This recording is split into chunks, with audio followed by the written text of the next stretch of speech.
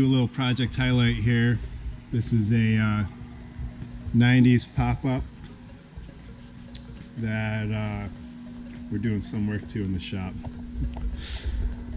What it is, I don't know, because that's not what we're going to look at today. I haven't worked on that too much.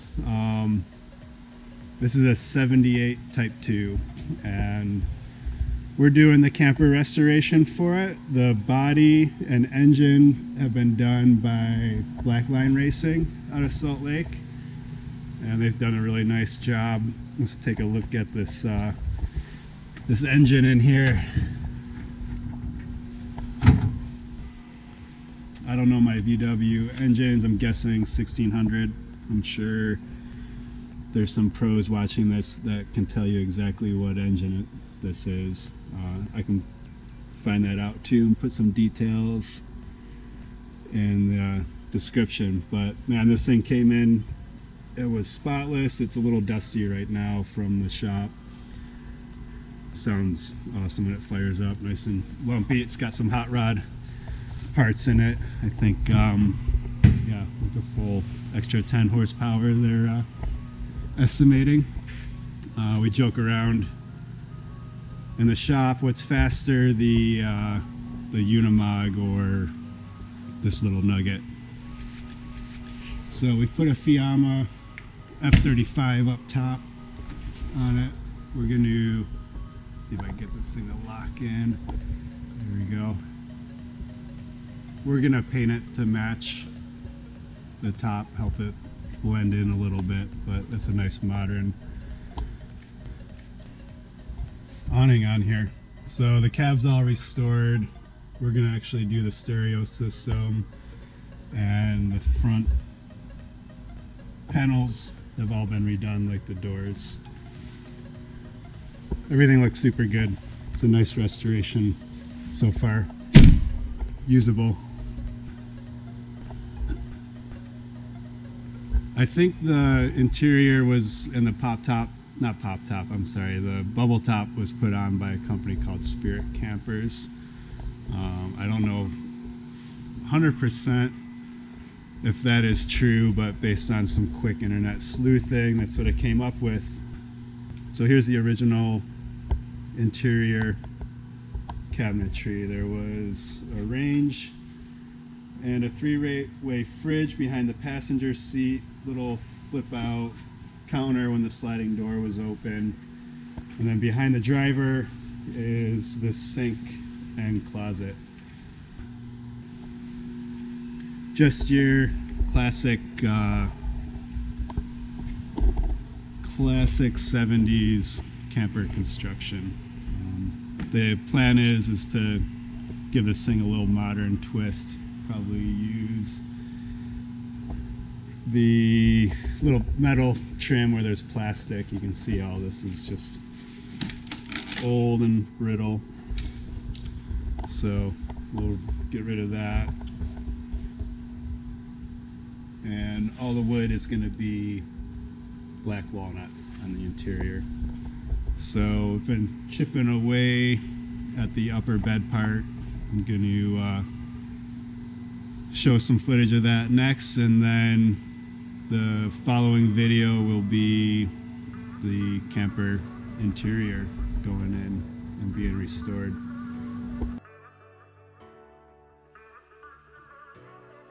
Okay, thanks everyone who has commented and shared their inputs as we find our stride with this whole video editing and sharing of the stuff we're doing in the shop.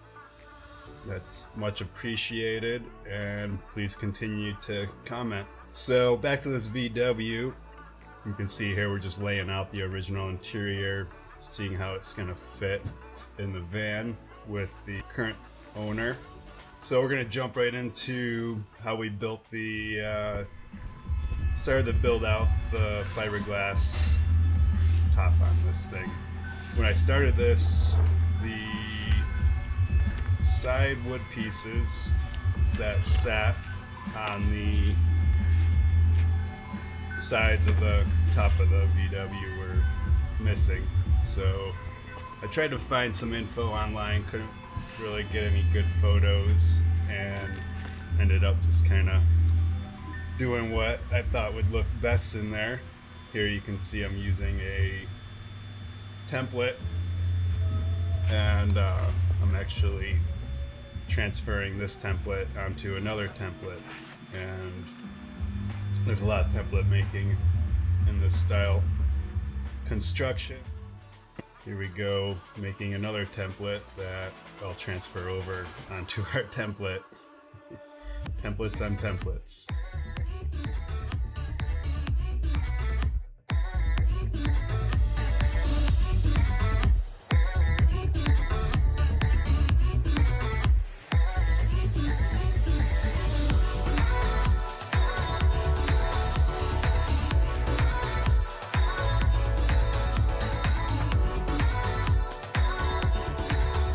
Here you can see that template is fitting just about perfect, and from here I'll have to mark where the window falls and cut that out.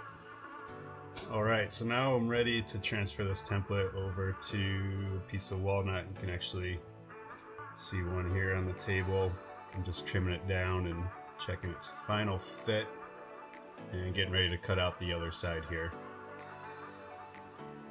There's a lot of checking and double checking of fit and walking in and out of a camper whenever there's custom work like this.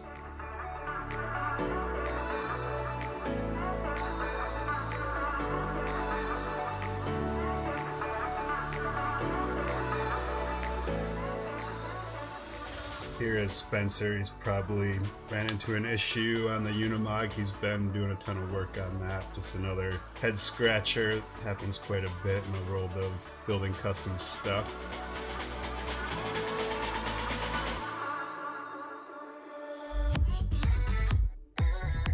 Here's the start of another day with deep thoughts. Staring at campers is something we do quite a bit. Here is the original side piece. The client actually found it later. You can see how much bigger it is. You can also see that sweet 70s light. That was the only 12-volt light, I think, in this rig. You can also see the curtains. I was mocking up how they originally were installed. We decided to not use this original curtain style and go with something different that you'll see in some later videos. Here I'm making a reading light hole and notching it out.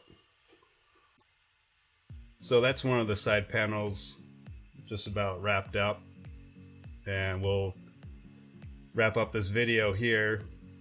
Before we go, we'll take a look at the bulkhead that was originally in this VW and the bulkhead that I'll make in the next video for you to see. So that's it for now.